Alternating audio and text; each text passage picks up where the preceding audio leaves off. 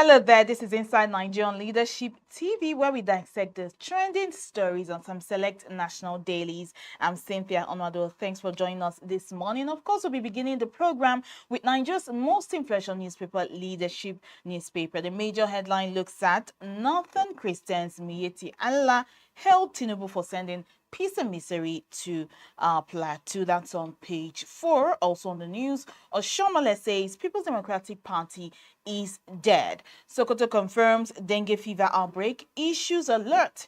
That's a health crisis there in Sokoto State. Also infrastructure fund plans 500 compressed natural gas stations in 3 years.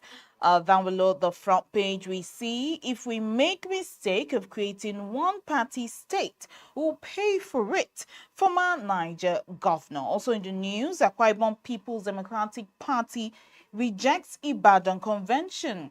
That's on page 4. Also on business, 5% ticket sale charge hurting airline, says operators. Above the masthead of Leadership newspaper, we see also federal government projects 160 billion naira wheat output in 2026.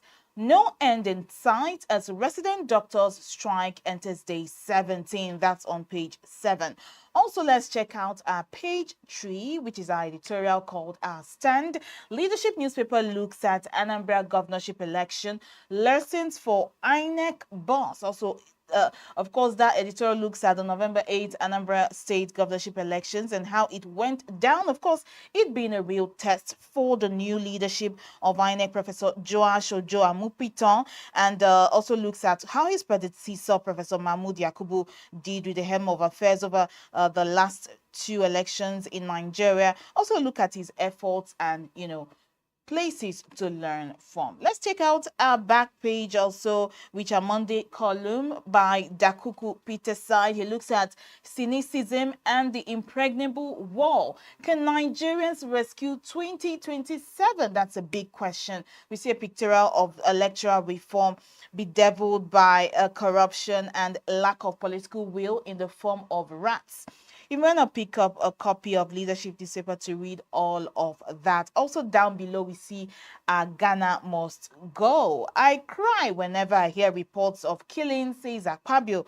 All right, we see the calling Akpabio 3 times. Well, that's a big question. What does our Senate President actually mean by that statement? Please pick up a copy of Leadership newspaper to get the latest update on all the trending stories around the country, Nigeria. Also, we check out a national daily, or rather national economy. The major headline looks at Trump's war threats. Analysts urge calm support for reforms to stabilize Nigerian markets as U.S. President's warning triggers market panic over Naira stocks plunge. Of course, we knew that this war threat was going to affect the Nigerian economy. All eyes are on Nigeria. Nigeria is in the international, spotlight right now. How does this affect the economy? Well, you want to read up all on that. On quick news also, majority of Nigeria's poor excluded from social benefits, says the World Bank. That's something that needs to be looked into also. Also on digital lending, we see Consumer Commission fixes January 5th as compliance deadline.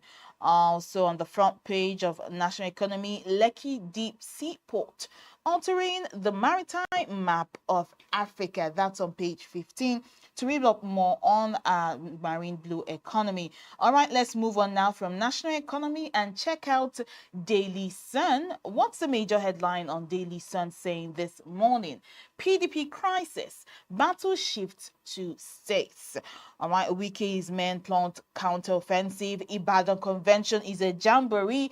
Anyanwu South Zonal scribe Turner dismisses expulsion claims, reaffirms loyalty to Wike.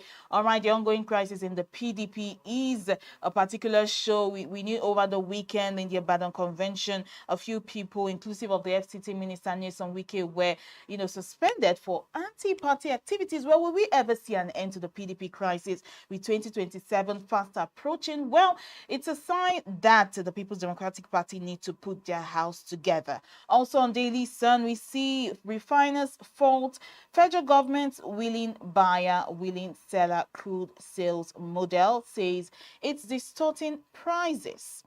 Also on Daily Sun, we see FBN versus GHL whistleblowers expose sole arbitrator as first bank shareholder. All right, let's move on now from Daily Sun and check out Vanguard.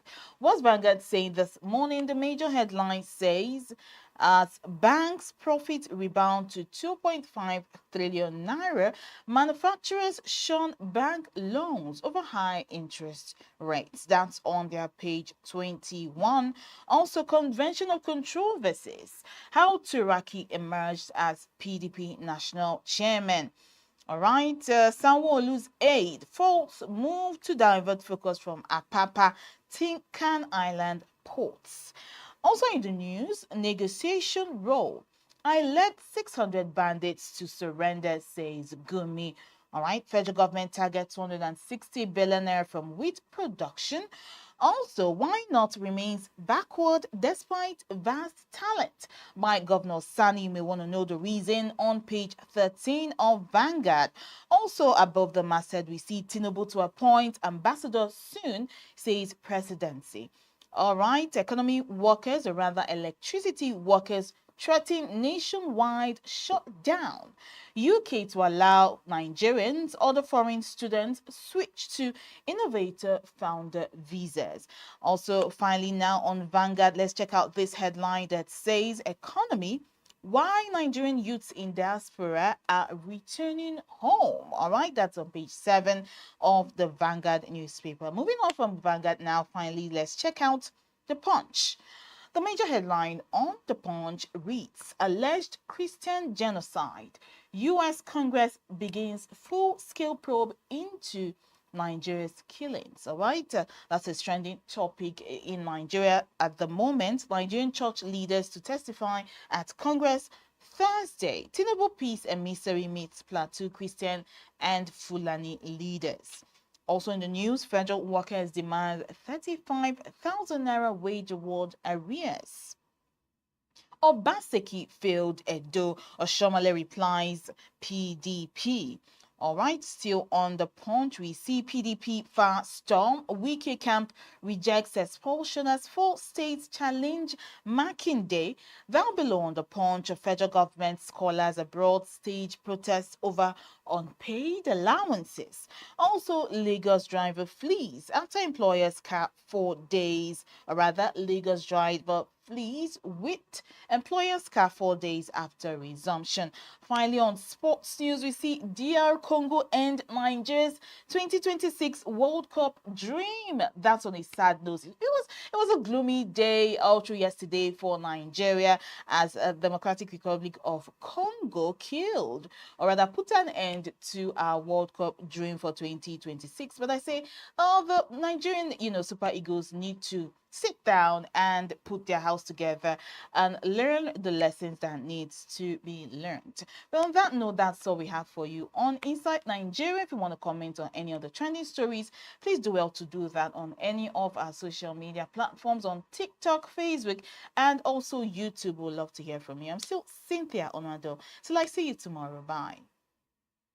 Thank you for watching. For sponsorship and advert placements, please contact 080-3688-6158. Last Word Leadership Podcast Studio. You have the last word.